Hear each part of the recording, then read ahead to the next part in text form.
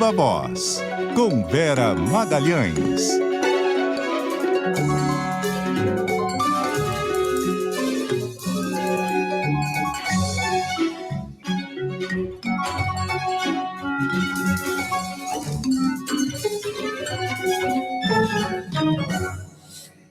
Vera Magalhães, tudo bem? Boa tarde, Sardenberg, Cássia, ouvintes, espectadores. Boa tarde, Vera. É porque a gente estava conversando aqui sobre a pauta, Cássia, ouvintes, e a gente chegou à sugestão aqui da Vera, a pauta é o combo da Bolsolândia. Ele entregando meus offs aí, você tá vendo, né, Cássia? É que é um universo que é muito amplo, então faz sentido chamar dessa maneira, viu, Vera? Você foi feliz na definição. É vasto. É vasto. Pô, porque tem o 04, tem o depoimento do Cid na CPI no DF, tem o Sargento na CPMI, tem o Bolsonaro dizendo que quer as joias de volta, e tem o Flávio Bolsonaro dizendo que o irmão dele não tem onde cair morto. Todo dia tem sido assim, né, Sardenberg, um cardápio vasto. A gente, se for fazer uma comparação de fatos gerados pela Bolsolândia e pelo governo Lula, a gente vai chegar à conclusão que mesmo fora do poder, o Bolsonaro gera ou está envolvido em mais desdobramentos do que o governo. E o próprio governo tem parecido gostar dessa situação e tem tirado meio o pé para deixar que esse desgaste do Bolsonaro ocupe mais o noticiário. E como são muitas as frentes de investigação, elas acabam acontecendo de maneira concomitante, não dando nem muito tempo para os aliados políticos e os advogados do Bolsonaro organizarem uma estratégia. Por exemplo, essa operação em cima do filho 04, do Jair Renan, não estava ali no radar de ninguém. Ele já é investigado há algum tempo, e aí é pela Polícia Civil do DF, não é nem pela Polícia Federal, em razão do seu envolvimento com um falso coach lá de Brasília, que era seu instrutor de tiro, Maciel Carvalho, que já é investigado em muitos outros inquéritos por falsidade ideológica, por estelionato, até mesmo por peculato, e que agora foi alvo, junto com o filho do ex-presidente, de uma nova operação da Polícia Civil do DF, que levou um celular, um HD e vários papéis do Jair Renan em endereços, tanto em Brasília quanto em Santa Catarina, onde ele está residindo por ser assessor do senador Jorge Seife, e ele é um assessor lá em Balneário Camboriú. E aí isso gerou essa reação do Flávio Bolsonaro, querendo dizer que o irmão não tem onde cair morto e que isso mostra uma certa perseguição a Bolsonaro e seu entorno. A questão dele não ter onde cair morto é facilmente refutável, né? A mãe do Jair Renan, a Cristina Vale, movimentou a bagatela de R$9.300.000 há 2 anos, e isso levou a que fosse produzido um relatório do COAF por movimentação atípica, porque ela era assessora parlamentar, ganhava R$9.000 e movimentou R$9 milhões e comprou uma casa em Brasília por R$3 milhões. Então, eu acho que o conceito de não ter onde cair morto do senador Flávio Bolsonaro está um tanto quanto longe do conceito da maioria da população brasileira. E, além disso, esses dois... Cada história que a gente tem que se meter. Né? Não é?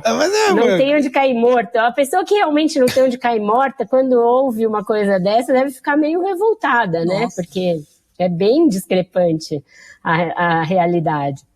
E os 2 ex-assessores do Bolsonaro que depuseram nas diferentes CPIs. A Câmara Legislativa do DF tem uma CPI que foi instalada, inclusive, antes da CPMI. E elas andam mais ou menos em paralelo.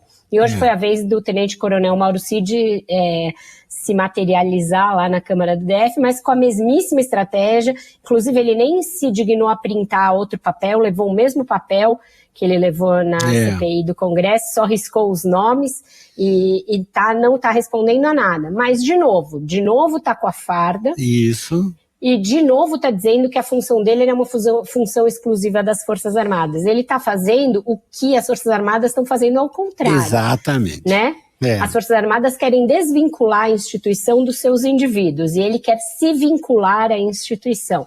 Essa tem sido a estratégia dele até aqui e continua mesmo com a mudança de advogado. E ele disse, a gente já até no começo do programa a gente fez a reportagem para voltar, enfim, aos ouvintes que não acompanharam até naquele momento, ele disse que a nomeação do ajudante de ordens do presidente da República é prerrogativa das Forças Armadas. As Forças Armadas selecionam quem vai ser ajudante de ordens do presidente. Então, vinculou-se claramente às Forças Armadas, né?